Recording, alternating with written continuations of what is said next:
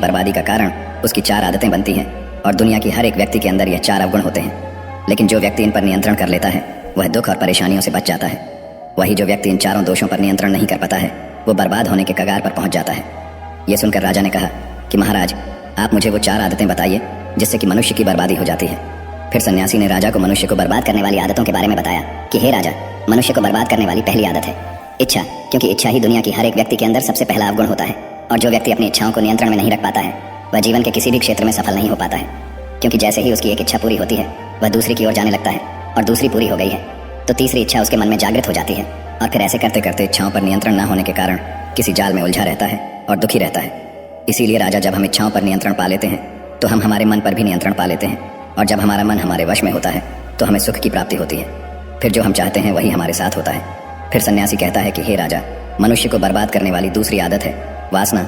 वासना का जन्म हमारे मन में उठने वाली इच्छाओं से होता है।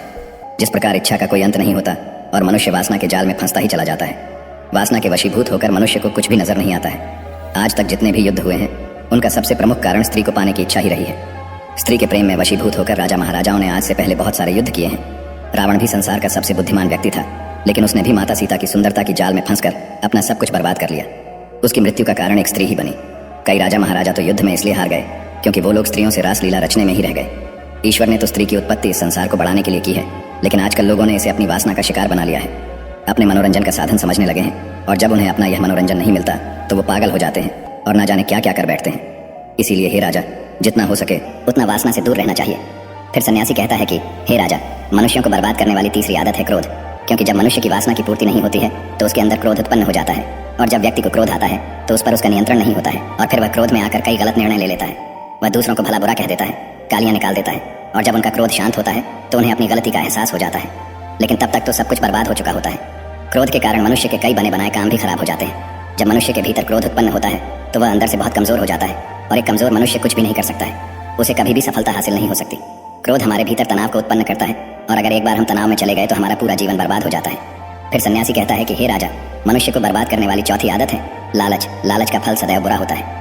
लालच में फंसकर हम बहुत से लोगों का बुरा कर देते हैं। हर मनुष्य के जीवन में कभी ना कभी ऐसे समय अवश्य आते हैं जब वह लालच कर बैठता है, और अधिक पाने की लालसा में वह कुछ ऐसा कर बैठता है जिससे जो उसके पास था वह उसे भी गंवा देता है, क्योंकि जैसे ही व्यक्ति की एक इच्छा पूरी होती है उसका लालच अधिक हो जाता है और उसके मन में और कई जन्म लेने लगती है। जो व्यक्ति लालच करता है वह कामयाबी से कोसों दूर रहता है, क्योंकि एक ना एक दिन लालच का दुश्मन सामने आता ही है। अगर हम समय रहते ही लालच को त्याग दें और उसकी जाल में ना फंसें तो हम एक सफल व्यक्ति अवश्य बन सकते हैं। फिर अंत में सन्यासी राजा से कहता है कि हे राजा, अगर मनुष्य इन चारों आदतों को त्याग देता है तो उसे जीवन में सफल होने से कोई नहीं रोक सकता। जो इन आदतों को नहीं त्यागता है उसे जीवन में बर्बाद होने से कोई रोक नहीं सकता। मैं एक सन्यासी होकर इसकी जाल में फंस गया था तो सामान्य मनुष्य तो इससे बच नहीं सकता। इसीलिए हे राजन, मनुष्य को इन आदतों से हमेशा बचना चाहिए। दोस्तों, उम्मीद है आपको यह कहानी जरूर पसंद आई होगी। अगर पसंद आई हो तो हमारे इस वीडियो को लाइक, शेयर और अनजाना पद चैनल को सब्सक्राइब जरूर करें। साथ ही कमेंट में नमो बुद्धाय जरूर लिखें। धन्यवाद। नमो बुद्धाय। त्यागता है।